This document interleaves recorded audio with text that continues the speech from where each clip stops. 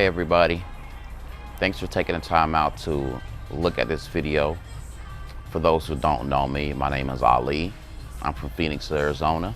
I'm the youngest of 5 siblings, 3 sisters and 1 brother. What I want to tell you about is end-stage renal disease, which is kidney failure. And when I was 15, they told me that my kidneys failed because of a congenital disorder, which is not a particular reason, but lots of reasons. After I was diagnosed, I went on dialysis for approximately 8 months, and I found out I had to go through this dialysis. I didn't know what it was, and my emotions just ran wild. You know, I cried, I contemplated, and I acted like that it wasn't happening because it was a pretty surreal moment, and I didn't have no idea what dialysis was. So, you know, I went through these motions, you know, and finally got to dialysis and found out the whole procedure of what to do and, you know, how to get your access and getting stuck with the needle really was freaking me out. I didn't want to get stuck with the needle. The hardest moment was actually in the last probably year and a half, where this access that I had for 13 years actually went out, gave out after the 22,000 plus sticks, and I had to get this new access, which is in a pretty precarious, weird spot to get stuck in anyways. It's on the inside of your arm, and it's kind of hard to sit here and get stuck, sit in the chair and get stuck for, sit there for 3 hours like this. So that was the biggest blow that I had, getting a completely new access, and then having to have a catheter for 3 months until this healed up.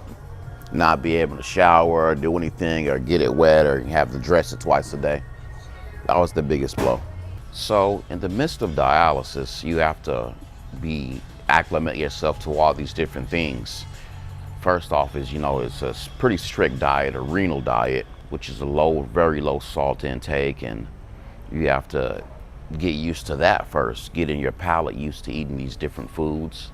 And you have to, get used to seeing your dialysis access and getting stuck every day, and you not being one to go every day and pushing yourself to go every day. You may not want to go, you may want to skip. You will skip sometimes, but for the most part, you need to keep going if you want to stay healthy and stay vigorous and stay alive. You're gonna have your off days where you don't want to go, but you still really have to go.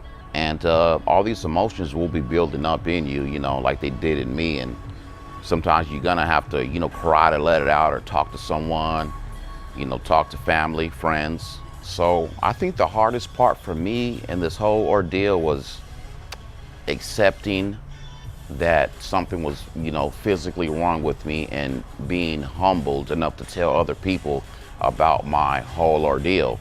Instead of, thinking I'm normal and I can do what other people do, I actually can't. That's the biggest thing, is telling people what I'm going through and what dialysis actually is, and, humbling myself into sharing this with people that are close to me and not so close to me, who don't even have any idea that I was even on dialysis. And opening up like that made me feel a lot better. It took some weight off of my shoulders. First off, after 15 years of doing this and, kind of letting my story be known and advocating that, this is real, people go through this and people die through this, and, it's a big thing to a lot of people. When I see a lot of people in my unit online struggling with this, it's just, I feel good to let it out now. And, people know about me, and they know a little bit more about me now since, I'm letting them know about my everyday dialysis affairs. Lately, I've been seeing people get these organ transplants, and I just can't wait on the healthcare system any longer. I figured I should take this into my own hands and use the resources that I do have and the friends that I do have to take advantage of, getting help for myself and getting a new organ, at the same time advocating that, other people can do this too, and I can talk to them about doing it, as well as educating my friends, my family, and the public about this end-stage renal disease, so they can know, what their other friends and family have been going through. I do give lots of praise to the healthcare system, what they've done thus far, but I really felt that I needed to go a step further to, take things into my own hands and use my own resources to get this kidney that I need, that I've been needing for 15 years. And, I could feel it, my body could feel it, that I can't wait too much longer. I figured, why not? Let's do this. Let's take a chance and go for it and see what pans out. And if anything, it'll give other people more information and more hope, even the dialysis patients that I know that will see this video, give them more hope to keep going on, and everything will make a turn for the better.